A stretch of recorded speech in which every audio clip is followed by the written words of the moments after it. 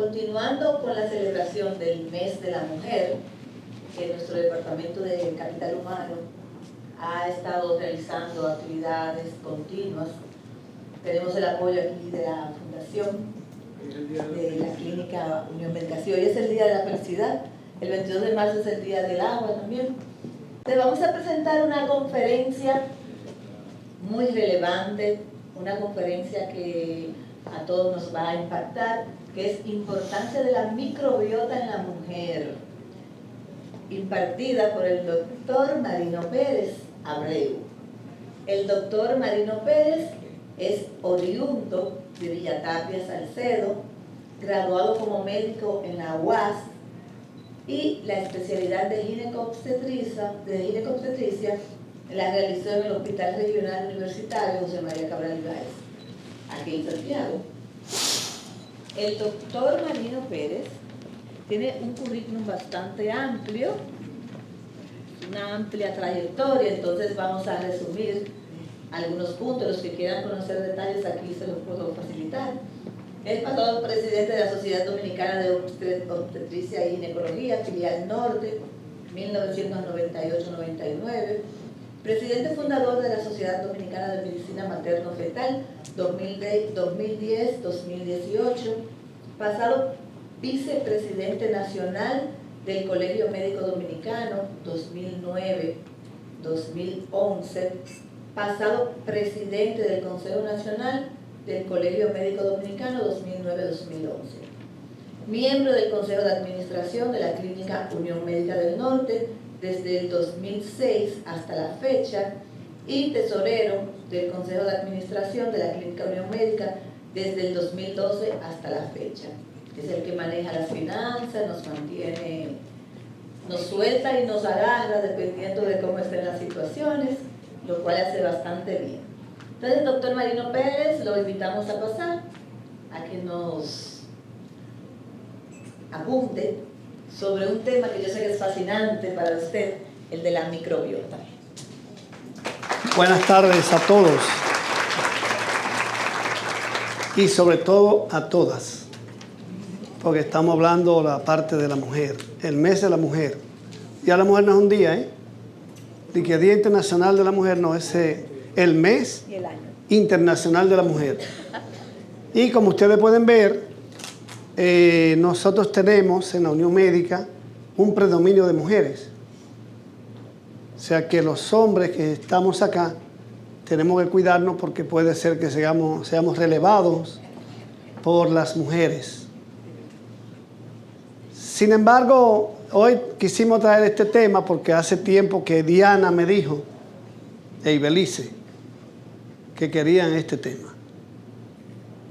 Claribel Molina dijo, no, yo quiero ir a ese tema porque para nosotros es importante. Pero yo dije, no, si Locuar no viene, que es gastroenteróloga, yo no voy a hablar de ese tema. Y Locuar está aquí. Así Locuar que podemos hablar de esto. Bueno, hace mucho tiempo que se viene hablando de este tema.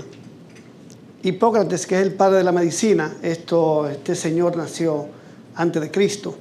Mire si este tema es bastante conocido, porque hace mucho tiempo se viene hablando, desde antes de nacer Jesucristo. Ya Hipócrates decía que todas las enfermedades comienzan en el intestino. Y él no se equivocó, porque realmente el intestino funciona. Cuando el intestino no está bien, todo funciona mal. Entonces, nosotros quisimos hacerle honor a Hipócrates en ese sentido, porque hoy vamos a ver, como hablamos de algunas cosas generales de la microbiota, vamos a hablar de lo que son los conceptos de la composición de la misma, repercusión de la microbiota en la salud de las personas y algunas conclusiones. Es importante conocer la definición de microbiota. Microbiota no es más que el conjunto de microorganismos que habitan de manera estable en nuestra piel. En la piel de todos nosotros tenemos microorganismos, pero también vamos a tener que la microbiota también está a nivel de lo que son los conductos y orificios que comunican con el exterior. Entiéndase, donde quiera que haya un conducto, donde quiera que haya un orificio, ahí hay microbiota. Por eso hablamos de la microbiota intestinal, porque el intestino es un conducto donde nosotros vamos a tener que inicia por el orificio de la boca y termina por el orificio del ano. Para que ustedes vean entonces, todo ese conjunto de sistema intestinal va a estar habitado por microbiota. Vamos a tener una microbiota de la boca y microbiota del intestino, la nariz, las vías urinarias, vías respiratorias, conducto auditivo, también vamos a tener microbiota. Entonces, pero la madre de toda la microbiota, ¿ustedes saben cuál es? El intestino. Es la madre de toda la microbiota. Si la microbiota del intestino no está bien, vamos a tener que todas las microbiotas van a estar alteradas. Por lo tanto, ustedes pueden ver de pacientes que están con un acné que no se cura, con dermatosis frecuentes, pero no se dan cuenta que su problema viene a nivel del intestino. Entonces, por lo tanto, la microbiota repercute a nivel de toda la salud del ser humano. Tenemos el microbioma, que es el conjunto de microorganismos y sus genomas. Para que ustedes vean, nosotros como seres humanos tenemos alrededor de 25.000 genes, mientras que los microorganismos, estamos hablando de millones de genes, son más ricos genéticamente los microorganismos que nosotros como seres humanos. Y dentro de esa microbiota vamos a tener que está compuesta, al presidente Julián Suet no le gusta hablar mucho de microbiota, sobre todo cuando estamos comiendo, ¿verdad? Pero vamos a ver que está compuesta ¿por qué? Está compuesta por virus, por bacterias, por arqueas, por organismos eucarióticos que incluyen a los hongos. Por lo tanto, tanto las bacterias, los virus, los hongos son interesantes porque son parte importante de nuestro cuerpo. ¿Qué vamos a tener? ¿Qué necesita una microbiota para estar estable? Un pH adecuado.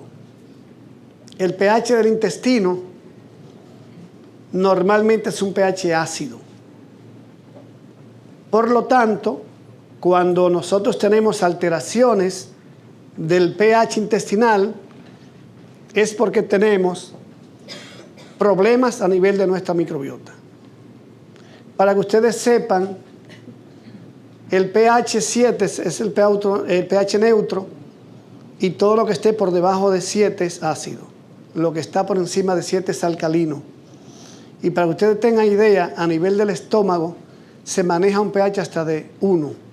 Para que ustedes vean si el estómago realmente es ácido, es bastante ácido. Entonces va a estar influenciada por el pH y además el pH va a ser diferente de acuerdo a la zona del intestino. Va a ser diferente. Si alteramos la zona, el pH de la zona que ocupa cierto microorganismo, entonces vamos a alterar a ese grupo de bacterias o microorganismos que conviven a ese nivel. Vamos a ver entonces que tenemos diferentes tipos de microbiota. Hay grupos diferentes y viven en lugares diferentes en el intestino. Tenemos la flora inmunomoduladora. Esta flora es la que se va a encargar de la defensa nuestra, de la defensa de nuestro cuerpo. Y esa flora inmunomoduladora va a estar representada por Enterococcus y la Escherichia coli. La Escherichia coli, cuando a veces hacemos los médicos que hacemos cultivo y vemos Escherichia coli, no necesariamente estamos hablando de una Escherichia coli patógena.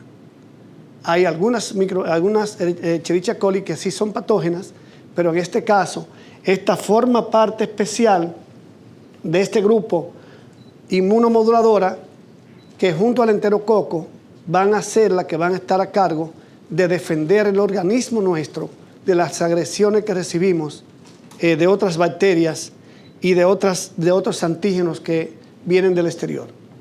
También tenemos la flora protectora. La flora protectora va a estar conformada por los lactobacilos, bifidobacterias y bacteroides. Entonces, es importante, estos lactobacilos son los que van a mantener generalmente el pH y sobre todo en la mujer, que vamos a tener a nivel vaginal para tener una buena flora vaginal resistente a infecciones. Mientras más lactobacilos vamos a tener a nivel de vagina, entonces vamos a tener un pH más ácido, una producción de ácido láctico más importante en el caso de tener una flora adecuada de lactobacilos en la parte de vagina. Pero los lactobacilos no solamente están a nivel de vagina. Recuerden que hablamos que el pH a nivel del intestino es un pH ácido. Entonces, los lactobacilos también se encargan de que ese pH se mantenga ácido a nivel del intestino. Después vamos a hablar algo que a lo mejor no le favorece tanto a los gastroenterólogos, pero sí tenemos que hablarlo. Verónica Locuar. Y a los internistas también. Quizás no le convenga muchas cosas que voy a decir. Esto vamos a tener que la parte de los lactobacilos, bacteroides y bifidobacterias que conforman lo que es la flora protectora, protegen de la colonización de patógenos en el intestino delgado y en el grueso. O sea, cada bacteria tiene su nicho, tiene su espacio, y una no puede ir a ocupar otro espacio que no le corresponde.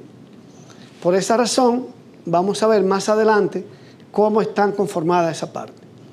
La flora muconutritiva es muy importante porque si no tenemos moco intestinal, la luz del intestino debe tener un moco, porque en ese moco es que conviven las bacterias. Si no hay moco intestinal adecuado, entonces las bacterias no van a tener dónde adherirse, las bacterias que conviven normalmente ahí, en ese intestino. Sin embargo, ahí nosotros vamos a tener en ese grupo dos bacterias muy importantes, que es la Akkermansia mucinífila y la Faecalibacteria praunitzii. Esas dos bacterias son las que se van a encargar, sobre todo la Akkermansia, se va a encargar de regenerar ese moco intestinal, porque cuando lo perdemos, vamos a perder la estabilidad de todo el sistema.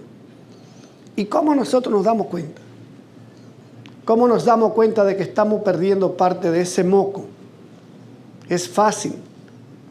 Cuando usted va al baño, va al inodoro, descarga el inodoro, se da cuenta que el inodoro quedó pegado parte de la sustancia de las materias fecales a la taza del inodoro. Eso quiere decir que usted está perdiendo moco del sistema gastrointestinal, o sobre todo el intestino, y entonces al estar perdiendo moco, la estabilidad del sistema de la microbiota no va a estar adecuado. Si se está produciendo eso, entonces hay que ver cómo reponemos. Vamos a ver más adelante cómo podemos intervenir en esa parte, porque estas bacterias muconutritivas son las que mantienen la integridad de la mucosa. Y la flora proteolítica, como su nombre lo indica, son las encargadas de lisar lo que son las proteínas. Y si las proteínas no se descomponen, entonces no tendremos una buena nutrición. Por lo tanto, estas bacterias proteolíticas son las que degradan las proteínas para nosotros poder asimilarlas en nuestro organismo. Dentro de ella vamos a tener un grupo que son los proteus, pseudomonas, clostridium, y se encargan de la degradación de las proteínas, como habíamos conversado. Levaduras y hongos son importantes, pero no es que sobran. Generalmente nosotros normalmente tenemos hongos a nivel de nuestro sistema intestinal, donde vamos a ver que los hongos tienen sus funciones y ellos van a trabajar sobre todo en la fermentación de los azúcares. Por lo tanto, por esa razón nosotros nos recomendamos que la alimentación rica en dulces, en azúcares, porque cuando damos mucha comida a los hongos, estos van a multiplicarse dentro del sistema intestinal y de ahí puede pasar a otras áreas en las cuales afecten a la mujer, sobre todo a la mujer. Me refiero aquella mujer con una vaginitis por hongos consecutiva que va al médico, recibe tratamiento, va al mes siguiente, otro tratamiento, y se la pasa el año entero en el médico. Y dice, doctor, pero ya yo no encuentro qué hacer. No nos supeditemos solamente a mirar la vagina. Vamos a revisar cuál es la alimentación que esta mujer está teniendo, porque posiblemente esté muy cargada de carbohidratos y azúcares.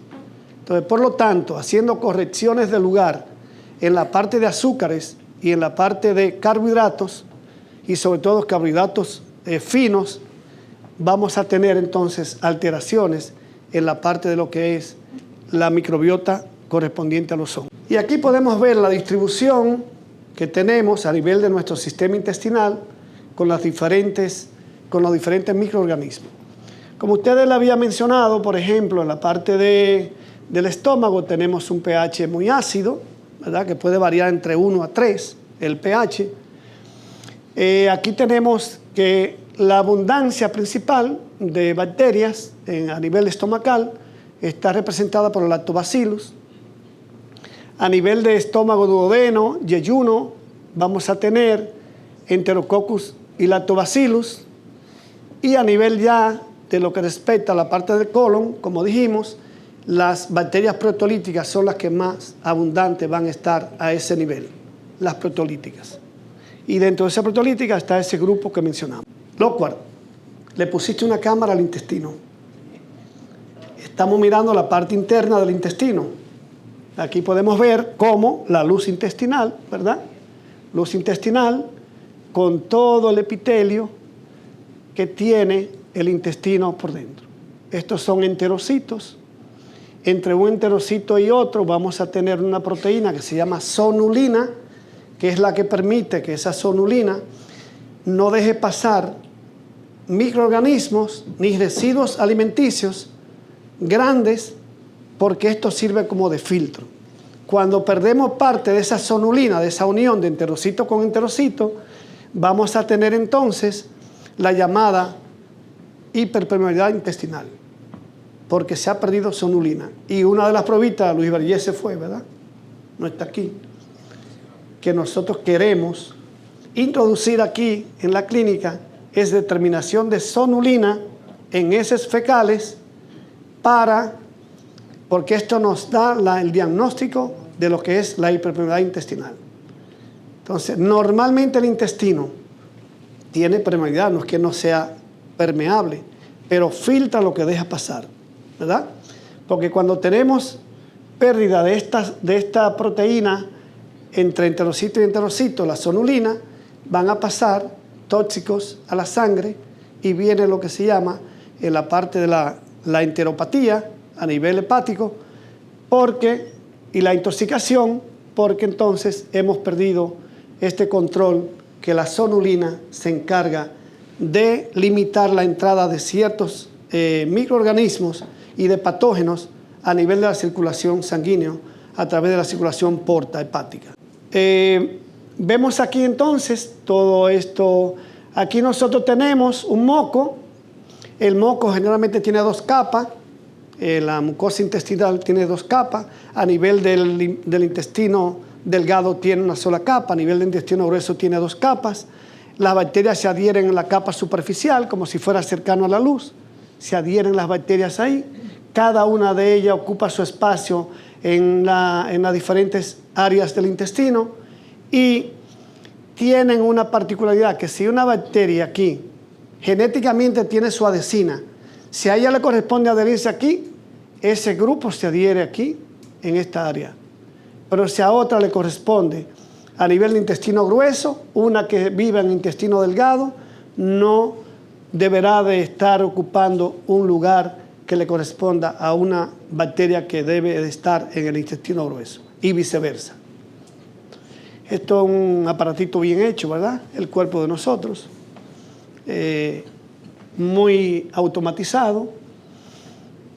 Vemos aquí que en la parte inmunológica nosotros vamos a tener que, sobre todo a nivel de la mucosa del intestino, vamos a tener que se va a formar una gran cantidad de inmunoglobulina A, esa inmunoglobulina A van a actuar sobre las bacterias que no le corresponda vivir. Si vienen a invadir esa inmunoglobulina A producida principalmente por Enterococcus y la Escherichia coli, que son las que tienen que ver con la inmunidad a nivel intestinal. Y vemos también que a nivel de la mucosa intestinal vamos a tener la formación de algunos neurotransmisores en la parte de los neurólogos, internistas, que tiene que ver con la serotonina. El 80% de la serotonina se produce a nivel del intestino. Vamos a ver también que se dan una serie de mecanismos que vamos a ver más adelante.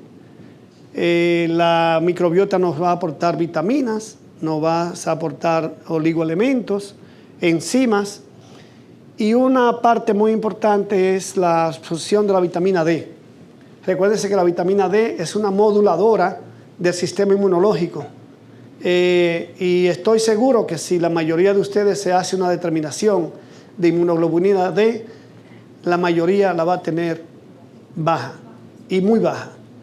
Porque usted trabaja aquí, viene en la mañana, en la madrugada, tempranito. Mira la doctora cómo está, con esa bata. Entró aquí, se va ahorita de noche, mañana viene de madrugada, no toma sol y entonces no tienen la oportunidad de tener una gran concentración de vitamina D. Por lo tanto, es necesario consumir vitamina D, suplementar vitamina D. Si no, mañana vayan al laboratorio. Aunque la mayoría de ARS no cubre la vitamina D, hay que hacérsela privada. Me dice Gloria Cruz que cuesta 2,000 pesos, ¿verdad? Entonces, pero vale la pena porque realmente este sistema de modulación inmunológica no podemos nosotros prescindir de él. Doctor Saint-Hilaire, que es también un estudioso de la parte de microbiota, también conoce toda esta parte. Y entonces, importante esto. ¿Qué nos aporta también la microbiota? Los ácidos grasos de cadena corta. Estos ácidos grasos de cadena corta son importantísimos porque también influyen, vamos a ver en cuántas cosas pueden influir los ácidos grasos de cadena corta. Y vemos que la microbiota puede dificultar o impide el asentamiento de patógenos por antagonismo microbiano. Como decía, hay un pleito interno entre las bacterias, este lugar es mío y tú no puedes ocuparlo, y vamos a ver por cuáles mecanismos ellas lo hacen de esa manera. Como decía, se respeta el nicho. Si una bacteria le corresponde un nicho, a través de su adhesina a nivel del moco intestinal, esa bacteria se adhiere por su adhesina que tiene genéticamente y se adhiere en ese espacio, que no puede ser ocupado por otro. Vamos a ver que producen aminoácidos que forman proteínas y ácidos grasos linoleico y alfa-linoleico. O sea, estamos hablando de los llamados ácidos grasos insaturados y poliinsaturados, el EPA, ¿verdad? Y DHA. Son estos tipos de ácidos grasos que también los microorganismos nos aportan internamente. Los aminoácidos, miren qué cosa más maravillosa. Ellas pueden, las bacterias, sintetizar aminoácidos a partir de residuos sólidos de ellas mismas. O sea, ellas pueden hacerlo. Cuando nosotros descomponemos la proteína, vamos a tener la urea, el amoníaco, y estas bacterias del amoníaco y de la urea van a producir otros aminoácidos. Y es importante porque entonces de esos residuos tóxicos lo van a convertir en residuos beneficiosos para nuestro cuerpo. Y lo que le hablaba sobre lo que son los ácidos grasos de cadena corta, los llamados también cuerpos cetónicos, vamos a ver aquí el ácido acético, el ácido propiónico y el ácido butírico o butirato. Dentro de esos ácidos grasos de cadena corta, el butirato representa uno de los más importantes porque actúan controlando el nivel de las bacterias patógenas a nivel de nuestro organismo. Los ácidos grasos de cadena corta, como habíamos hablado, el acetato, el butirato, que es el más importante, el butirato, y el propionato, Ellos inhiben el crecimiento de microorganismos patógenos, en especial el butirato. Son fuente de energía fundamental del enterocito. El enterocito, la energía que obtiene, la obtiene a partir de los ácidos grasos de cadena corta.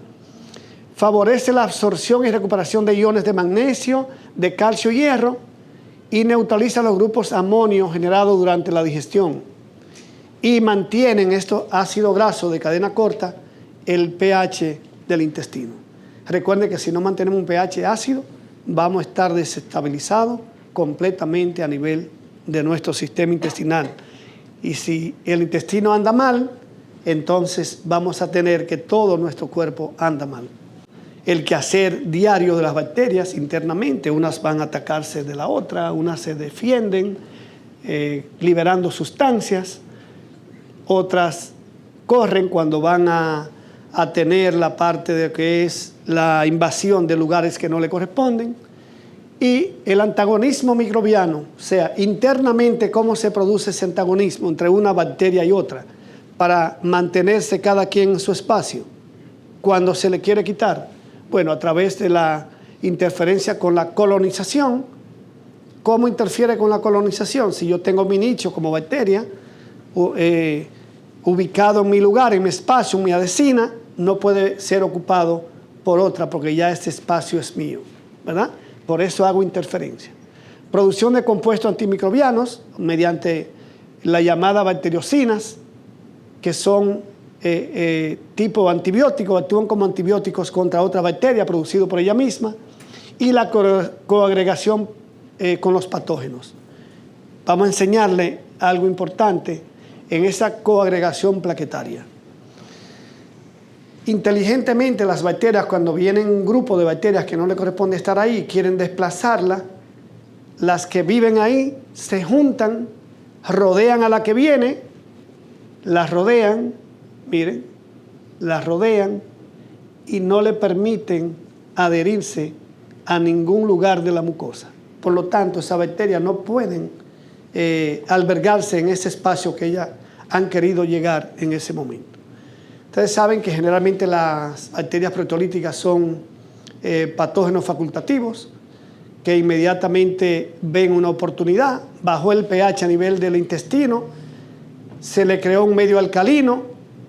Si se crea un medio alcalino, esas bacterias proteolíticas entonces pueden subir a áreas donde ella también su medio de desarrollo es más o menos un pH casi alcalino, un pH hasta 7 que se puede manejar en el colon, a nivel del colon, porque ahí actúan las proteolíticas y ellas actúan a nivel de un pH alcalino.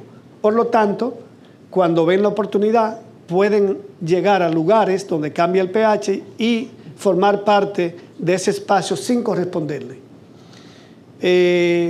Podemos ver que se aumenta la efectividad de los compuestos antimicrobianos que pudieran producir el mutualista.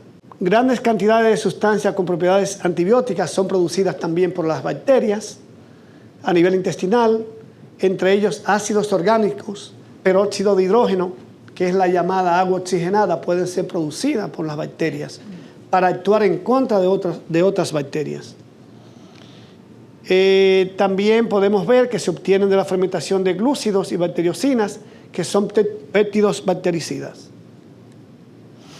Esto es un ejemplo de algo que en algún futuro, entiendo yo, doctor Saint-Hilaire y los gastroenterólogos que están aquí presentes, posiblemente en un futuro nosotros podamos tener esta prueba aquí en la República Dominicana.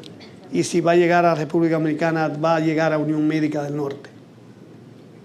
Inicialmente va a llegar aquí. Esta prueba la tenemos en México, la tenemos en Colombia, en Europa, en España, la tenemos ya en Estados Unidos. No es cubierta por ninguna ARS en ningún país del mundo. Son pruebas. Pero esta prueba, miren lo que pasa. Esta prueba es una prueba de microbiota a nivel de heces fecales. Pueden utilizar diferentes técnicas. Puede usar técnica de cultivo. También se combina, además de la secuenciación del ADN de la bacteria. Y entonces en ella podemos ver que nos va a especificar este estudio cómo está cada grupo de microbiota en nuestras heces fecales. Aquí tenemos la inmunomoduladora, que la vamos a ver aquí, ¿verdad? Y hablamos de esos dos grupos, que eran el Enterococcus y la Escherichia coli. Van a estar identificadas inmunomoduladoras por este grupo y aquí vemos cómo están, la concentración en que se encuentran. También nos va a hablar este estudio de la cantidad de la población normal que existe en esa muestra. Vamos a ver también la parte de la muconutritiva, vamos a ver cómo está la proteolítica, vamos a ver la protectora.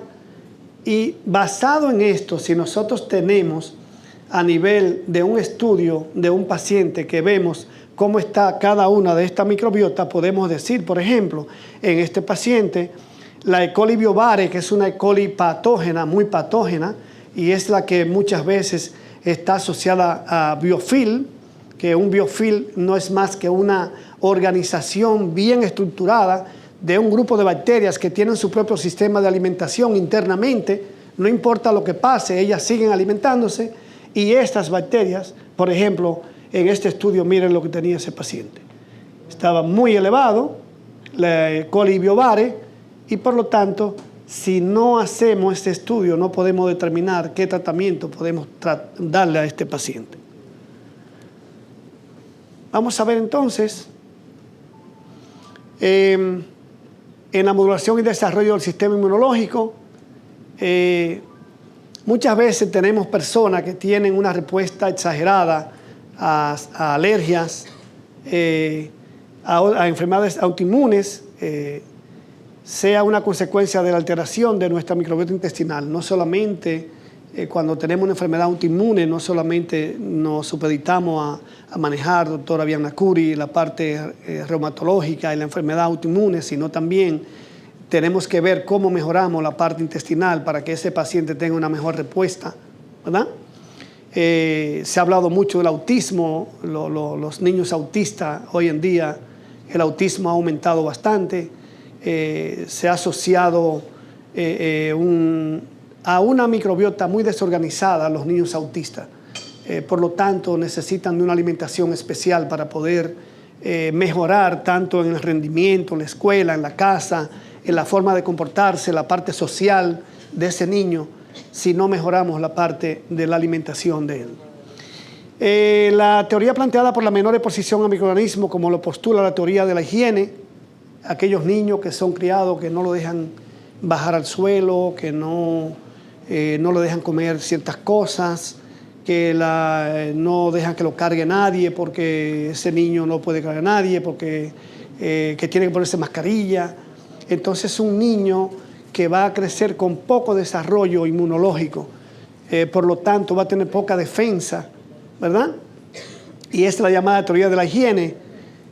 También hoy en día, lamentablemente, nosotros los médicos muchas veces abusamos de los antibióticos, usamos muchos antibióticos, y cada antibiótico que nosotros ponemos es una destrucción de la microbiota normal que tenemos nosotros a nivel intestinal. Por lo tanto, en vez de mejorar la salud de esa persona, lo que hacemos es destruir más la salud de la persona. Los cambios en la dieta hoy en día, lamentablemente la introducción de la comida rápida de hace mucho tiempo, que vino a los países comenzando por Puerto Rico, como Latinoamérica primero, como parte de Estados Unidos. Cuando estuve en Puerto Rico en el año 90, vi la propagación que había cuando yo viví unos 3 meses allá en un hospital, y me di cuenta cómo surgía ya la parte de la obesidad grandemente en Puerto Rico por el uso de comida rápida. Yo vivía en una casa que la niña era una obesa, pequeña, ya, pero era obesa, y toda la noche lo que comía era toda esa comida. Y lamentablemente esto ha venido a dañar también la microbiota nuestra. La teoría de la higiene en animales adcénicos son aquellos, sobre todo ratones, que son criados en un espacio en el cual no se dejan tocar con el medio ambiente ni nada. Estos ratones adcénicos vemos que desarrollan muy poco su sistema inmunológico, y se observó que en ellos son 50 veces menores la concentración de inmunoglobulina A, que es parte de las defensas de nuestro cuerpo, en esto con relación a los animales criados normalmente. En este grupo de arsénico son 50 veces menores la concentración de inmunoglobulina A. También en ellos se vio una disminución importante de la llamada célula natural killer, que también forman parte del sistema inmunológico. Diana Curi, ¿verdad que sí? Verónica Loco, me hiciste una pregunta. Mire, el origen de la microbiota, ¿de dónde viene la microbiota? Se cree que el útero en el desarrollo del niño, la cavidad amniótica se cree que es estéril. Nosotros siempre hemos dicho eso, Ángela Tavera, ¿verdad? Que el líquido amniótico es estéril porque el niño está encerrado como en un cristal, pero en los últimos estudios se ha visto que hay crecimiento de microorganismos. Entonces, la primera dotación de la microbiota, lo primero que el niño cuando nace, a través del canal de parto, se pone en contacto con la microbiota vaginal. Ustedes saben que el periodo, los que somos obstetras, cuando una paciente completa, ya ha tenido 10 centímetros de dilatación, tiene una presentación cefálica, está en un buen grado de descenso, ese niño está en contacto con la mucosa de la vagina. Y el proceso de nacimiento puede durar en una primeriza alrededor de 1 hora después de estar completa. 1 hora en contacto con la vagina. Ahí ese niño deglute, puede deglutir, coge las bacterias de la vagina, se la pone en la boca, ¿verdad? Porque va a estar 1 hora y algo ahí dentro de ese proceso con las membranas rotas. Y ahí es la primera dotación que el niño adquiere de la microbiota. La primera dotación que adquiere ahí, ¿verdad? Ahí van a tener muchos lactobacilos a nivel de vagina, ¿verdad? Y ahí comienza la primera. No la heredamos de la madre, la adquirimos de la madre. No hay una predisposición genética que favorezca esa colonización, sino solamente el contacto del niño con el canal del parto es lo que produce que ese niño tenga su primer contacto. El segundo contacto para el desarrollo de la microbiota, ¿cuál es? Lo va a hacer el medio externo y la lactancia materna. Por eso, como hoy en día, doctor Víctor Espinal, tenemos una gran problemática que la mayoría de partos es por cesárea, el niño no tiene esa primera oportunidad de ese primer contacto, ¿verdad? Entonces, pero sí tenemos la oportunidad de un segundo contacto que es la lactancia materna. Y tenemos que bregar, como la mayoría, Diana Curi, ustedes que están luchando, y Arlini, que no está aquí, por establecer una buena lactancia materna, sería una oportunidad para poder lograr ese segundo contacto, para poder desarrollar la microbiota de ese niño. Porque recordemos que la microbiota se establece ya definitiva, aunque puede variar y cambiar, pero definitivamente alrededor de los 3 años.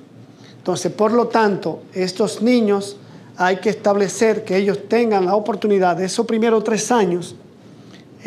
Muchos investigadores nutricionales y pediatras a este nivel hablan de los primeros 1000 días del niño, ¿verdad?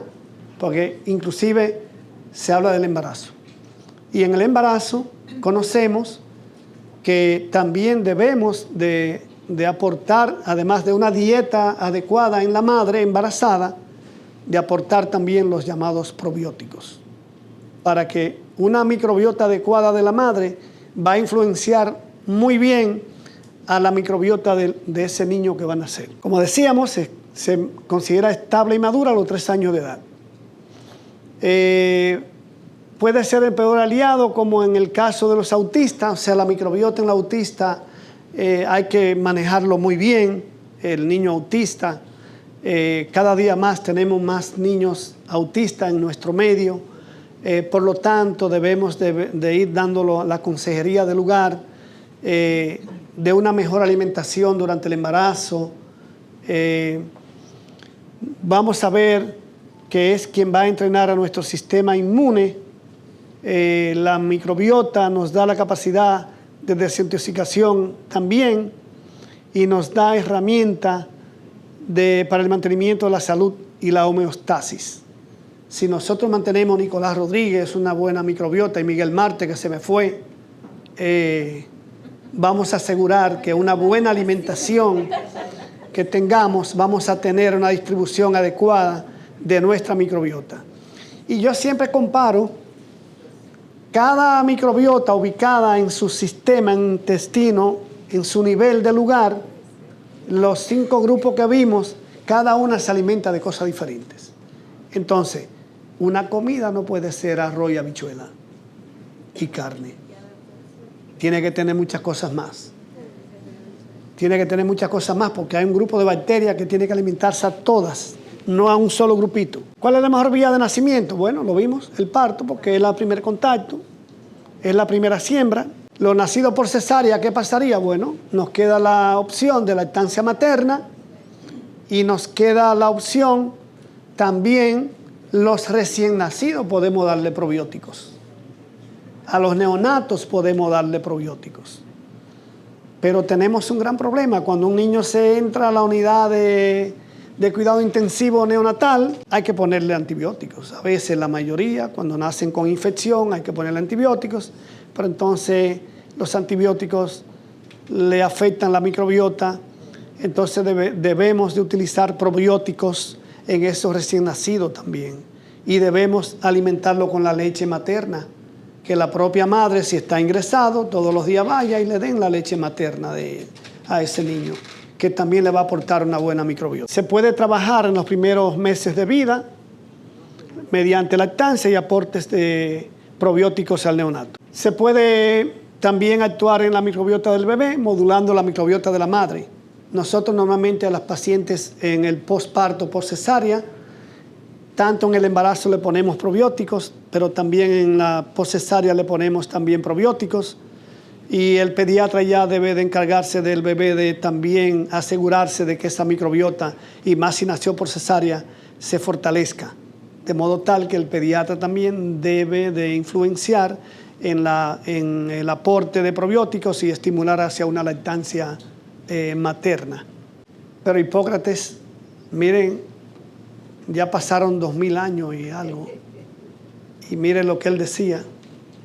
Hipócrates decía también que tu alimento sea tu medicina y que tu medicina sea tu alimento. O sea, lo que tú comas debe ser tu medicina. Pero lo decía basado en la nutrición de las bacterias, de los microorganismos, porque teniendo un intestino sano, la salud general va a ser una salud sana. ¿Y cómo debe ser la dieta de las personas? Debe ser una dieta diversa. Tenemos diversos grupos, tenemos 5 grupos de bacterias, entonces tenemos que darle a todas. Tenemos que darle alimentación a todas para mantener el equilibrio, porque si una crece más que otra, vamos a tener inconvenientes a nivel intestinal. Entonces, vamos a ver, ustedes pueden ver aquí todos los componentes que debe tener una dieta. Aquí tenemos proteína, ¿verdad? Tenemos ensaladas, tenemos lo que necesitamos, ¿verdad? Ahora bien, no todo es gluten y caseína. La caseína, que es la proteína de la leche, a veces decimos, no, yo tengo problemas con la lactosa, pero muchas veces, sin ser problema de lactosa, es problema de caseína, la proteína de la leche, que hay mucha intolerancia a la proteína de la leche. La dieta prebiótica, con prebióticos, fibras, entendemos fibras, inulina, por ejemplo, la inulina, el almidón resistente, porque el almidón resistente o carbohidratos complejos muchas veces no pueden ser digeridos por nuestro organismo, y esos carbohidratos complejos, miren el sistema como es. Por ejemplo, la bifidobacteria rompe las fibras fuertes, carbohidrato complejo, lo convierte en almidón resistente, y ese almidón resistente va a ser convertido en la parte, va a actuar la Akkermansia para producir los ácidos grasos de cadena corta, el butirato. Y ese butirato entonces va a ayudar a que se forme un buen moco a nivel intestinal, le va a asegurar que ese desarrollo de buen moco pueda tener asegurado que las bacterias tengan su nicho donde adherirse adecuadamente. Entonces, también rica en polifenoles, donde tenemos polifenoles en la dieta. Tenemos en el chocolate, el cacao, ¿verdad? Las uvas rojas y negras son ricas en resveratrol, los arándanos ricos en antocianinas, que son antioxidantes. Y estos antioxidantes van a ayudar a tener una mejor salud a nivel cardiovascular. Entonces, por lo tanto, debemos nosotros de dar una alimentación adecuada, diversa, para que nuestra microbiota se mantenga saludable. No todo debemos comer lo mismo, o sea, nosotros podemos tener una microbiota diferente entre uno y otro. Lo que me hace daño a mí a lo mejor no le hace daño al otro, pero sí hay que mantener esa diversidad de no comer una sola cosa, ¿verdad? De no comernos una sola cosa. Lo más importante es esto, diversidad dietética. Yo creo que con esto nosotros, con esta frase de este médico Paracelso, médico alemán, que yo lo asociaba cuando Cristóbal Colón llegó a la isla, un año después nace Paracelso. Y posteriormente este médico decía, todo es veneno y nada es veneno. Lo que mata es la dosis. Lo que quiere decir, ¿verdad? Lo que quiere decir es que usted puede comer de todo, pero reducido. Lo más importante es la diversidad en lo que comemos. Entonces, cuando veamos que estamos fuera de nuestro peso, porque a veces nos llevamos del gusto, de dos cositas que tenemos por ahí, como decía John Maxwell, tenemos dos papilas gustativas en la lengua, que son las que mandan nuestro cerebro, nuestro cuerpo y nuestro todo. Cuando nos llevamos de eso y no le ponemos un freno a ese grupito de celulitas tan pequeñas que están en la lengua, entonces terminamos con una salud deteriorada desde el punto de vista de nuestro cuerpo. Creo que con esto terminamos. Y si hay preguntas, es el momento. Doctora Javiela Tejada tiene una pregunta.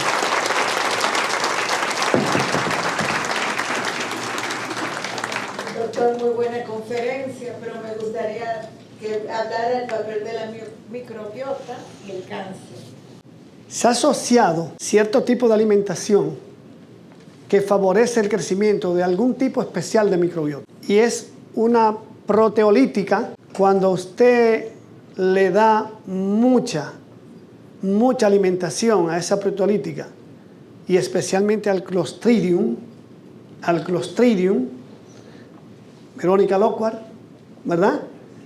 Ella va, Verónica Lockhart, en toda esa endoscopía que hace, cuando le hace la pregunta al paciente que tiene un cáncer de colon, va a encontrar que tiene una alta incidencia de consumo de carnes, y especialmente las carnes rojas. Carnes rojas y grasas saturadas. Por lo tanto, en la microbiota sí hay influencia de cáncer basado en el tipo de alimentación que le damos a nuestro cuerpo. Porque va a disminuir los ácidos grasos de cadena corta y eso hace que, sobre todo en el intestino, proliferen los colonocitos y se asocia muchísimo a cáncer de colon, por ejemplo. ¿Sí? Pero la disbiosis, ¿verdad?, de los pacientes, tú sabes, marinos, ¿verdad? Sí, sí. Para que te oiga todo el mundo, loco. Realmente interesante, ¿verdad? Porque uno que se adentra un poco en lo que es la disbiosis, como dice Almarino, no solamente a nivel intestinal, pero en el intestino realmente somos lo que comemos.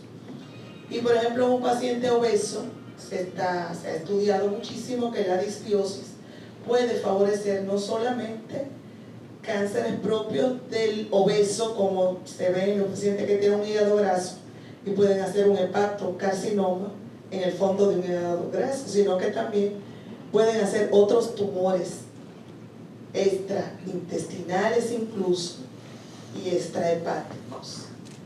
Y la disbiosis, como dice el doctor, también no solamente tumores, sino que la alteración de la permeabilidad de esa barrera intestinal que nos protege, porque nosotros comemos de todo, todo el día, y no nos enfermamos, no venimos todos los días a la emergencia porque comemos, porque tenemos esa gran barrera que evita que las bacterias entren a través de la membrana, ¿verdad?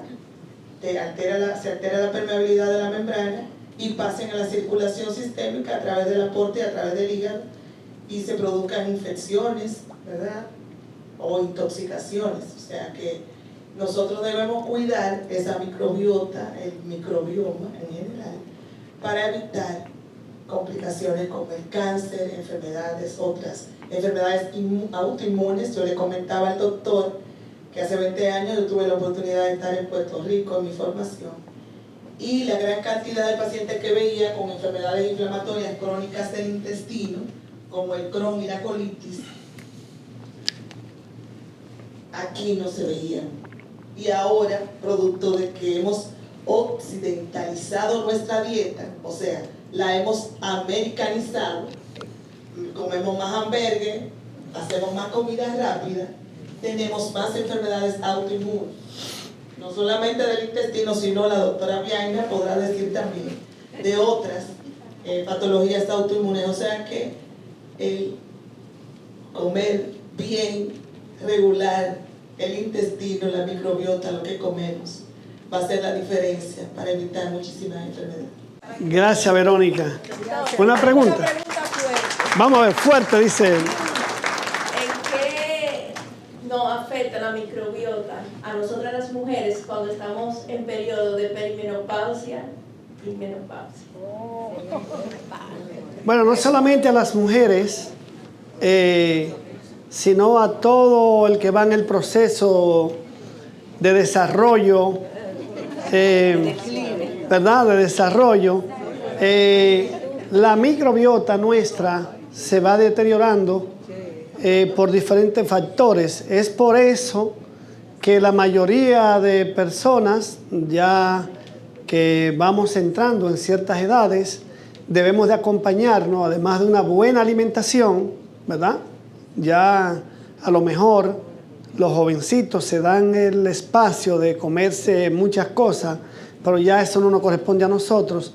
Pero además de eso, de una alimentación adecuada, es también poder tener la parte de probióticos, algunas sustancias que nos pueden ayudar, prebióticas, como vienen preparados de inulina, inclusive, viene almidón resistente, vienen ácido graso de cadena corta ya preencapsulado, pero eso no solamente sería tomarlo por tomarlo, sino es bueno que un profesional le dé cierta orientación del lugar y le ayude en esa parte, porque no es tomarlo por tomarlo, sino es tomarlo para ayudar a tener una mejor salud. Diga, Nicolás. La influencia de algunos alimentos crudos en la dieta, los únicos seres que cocinamos los alimentos somos nosotros. Bueno, a propósito de eso, cuando habló la doctora de cáncer y Loco habló del consumo de carne, recuérdense que la carne más asociada a cáncer está ligada a una cocción, sobre todo en asados, carnes quemadas que forman como unos alquitranes encima, en negro. Esos son muy dañinos porque se asocian mucho a cáncer, esa parte. Y nosotros lamentablemente los caribeños no tenemos la cultura de comer una carne roja adecuada porque la queremos bien cocida, quemada. Usted sabe la vergüenza que hemos pasado en otros países.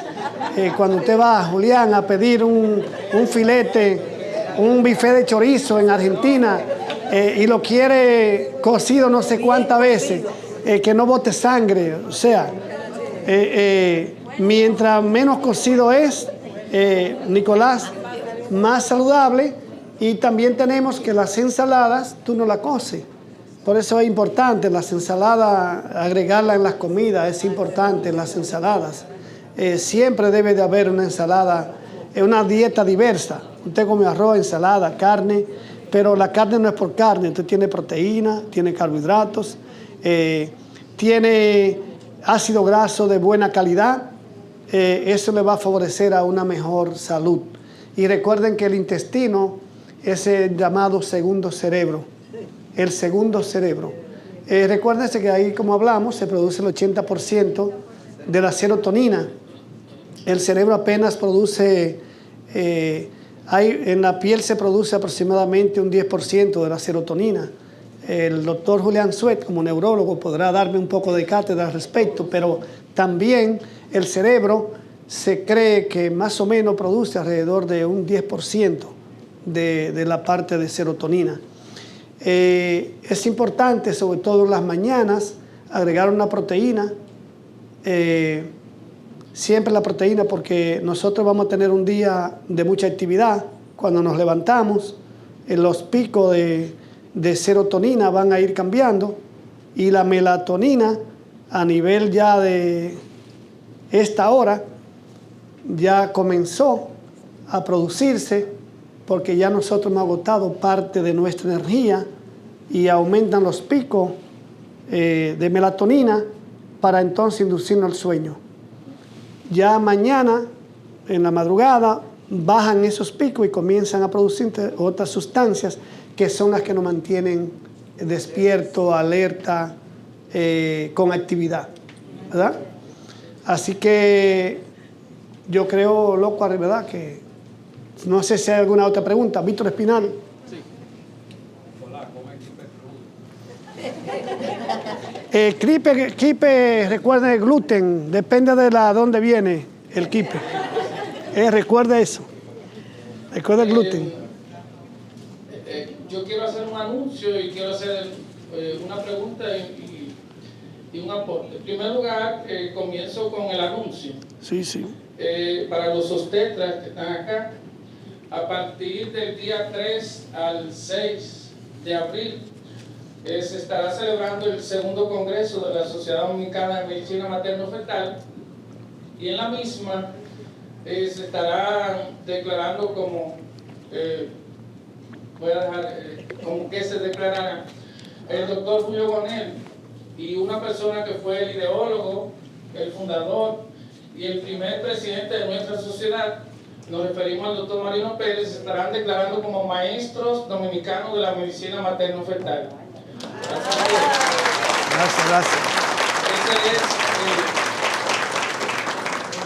Y con relación a lo que usted decía, doctor, a ver si usted tiene algún conocimiento al respecto, se ha planteado que en las pacientes que se les realiza cesárea, que a estas pacientes se coloque un apósito en vagina y que luego ese apósito pase a frotarse en alguna zona del bebé para que tenga ese primer contacto yo no sé si ustedes saben que lamentablemente en nuestro país somos los campeones mundiales en cesárea.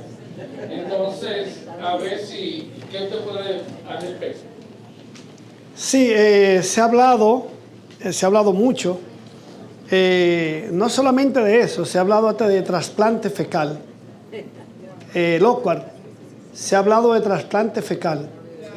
En pacientes que tienen un deterioro bastante fuerte de su microbiota, que no han podido resolverlo por otra vía,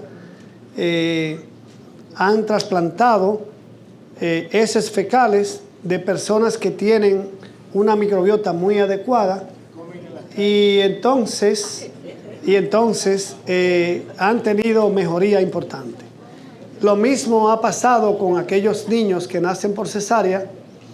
Se ha hablado mucho de eso, pero no hay un estudio bien estructurado que demuestre con cierta cantidad de muestra de niños. No tenemos reporte, pero sí se ha mencionado que esa práctica no es mala, que no es mala.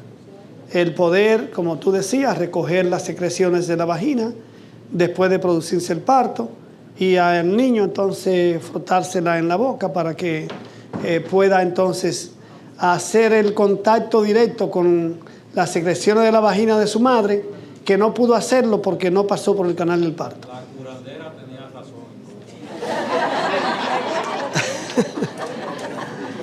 Marino, le hago una pregunta afuera.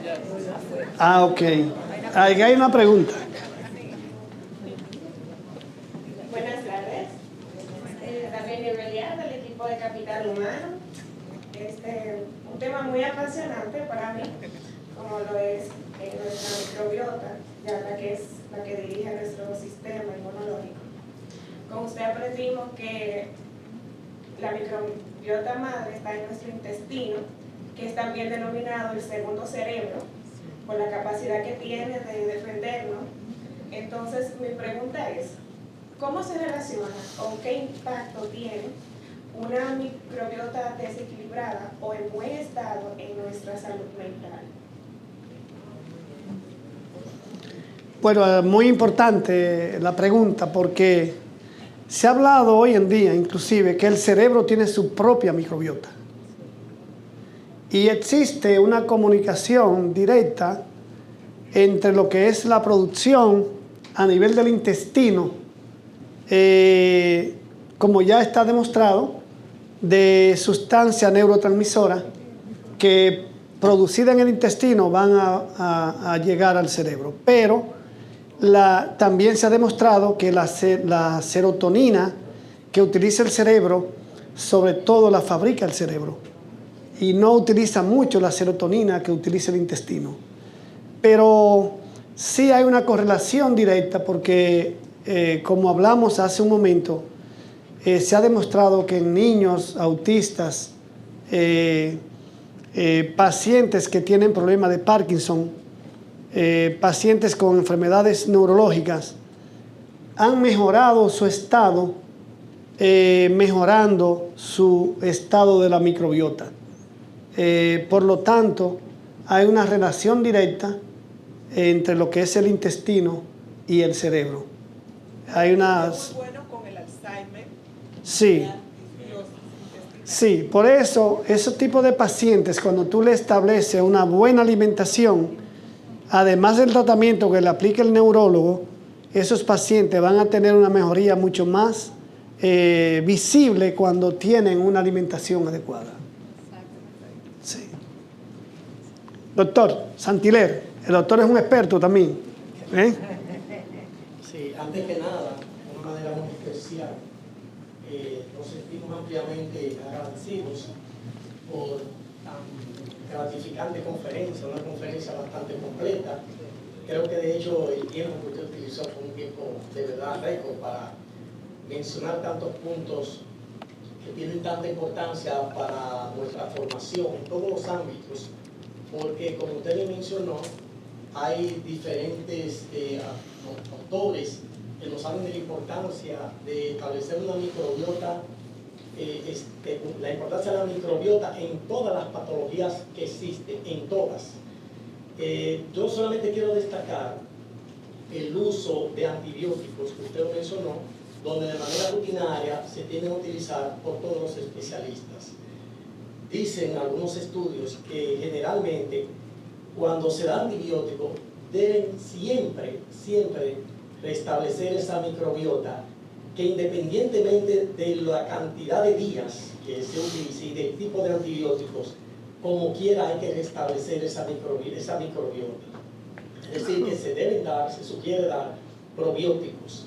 Otro punto que usted también señaló, que creo que es muy importante, y es cuando puso la diapositiva, si usted quiere añadir algo más, sobre la importancia de la determinación de ciertos patógenos relacionados con diferentes tipos de alteración de las microbiotas. Usted presentó un cuadro ahí muy interesante y mencionó también que en un futuro no muy lejano, nosotros aquí en esta clínica, cuando sea la posibilidad, aunque sabemos que son determinaciones muy costosas, pero sí sería importante. Entonces, le voy a hacer el señalamiento que a veces damos de manera, vamos a decirlo así, al azar, probióticos, independientemente de la patología, y según esa diapositiva, y así es la realidad, hay que establecer qué tipo de alteración existe, a qué nivel está la alteración, qué tipo de perturbación de la microbiota tiene, y de acuerdo a esa perturbación, de ahí la importancia del estudio, es que vamos a dar ese tipo específico de probióticos.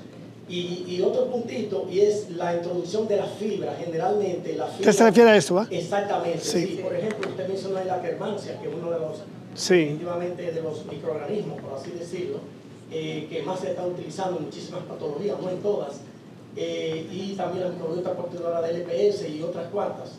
En ese paciente, ¿verdad? Usted ya Sí. no, por cuestión de tiempo sé que no lo analizó, pero el uso de la fibra es muy importante, que con relación a lo que el doctor mencionó, de que nosotros no consumimos alimentos crudos, lamentablemente la cocción desfavorece, y lo ideal es que ciertos tipos, cuando tengamos la oportunidad de consumir fibra, por ejemplo la zanahoria cruda, ¿verdad? Previo lavado, nosotros aportemos la fibra en una cantidad adecuada. La dieta occidental generalmente tiene menos de 10 gramos, gramos de fibra al día, y generalmente se recomienda, según la Organización Mundial de la Salud, de 25 a 30 gramos. Es decir, que la fibra también es importante. Sí. Así que solamente quería hacer estos aportes y nuevamente agradecerle, de verdad que sí, esta interesante conferencia. Sí, muchas gracias. Y una manera también, un truquito que le voy a dar también, una manera de usted convertir o de ingerir almidón resistente. El almidón resistente es un carbohidrato complejo que lo van a convertir en fibras y en ácido graso de cadena corta. La Akkermansia le va a favorecer a esa parte del almidón resistente si usted se ancocha un plátano, ¿verdad? O un rulo, una batata, una papa, déjela en el refrigerador, no en el congelador, en el refrigerador por lo menos 24 horas. Después, el arroz también, el arroz. El pan no. El pan, recuerde que el pan para en la parte dietética no es una harina fina, no está recomendado. Pero cuando usted lo refrigera 24 horas, después lo saca, lo pone en un poco de agua templada, no hirviendo, ya usted convirtió eso en almidón resistente.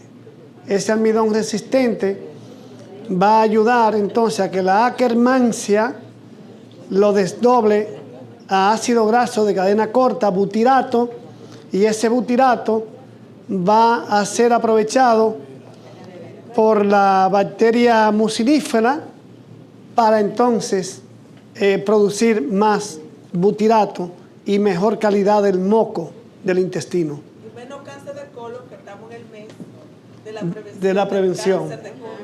Claro. Comida fría de la nevera.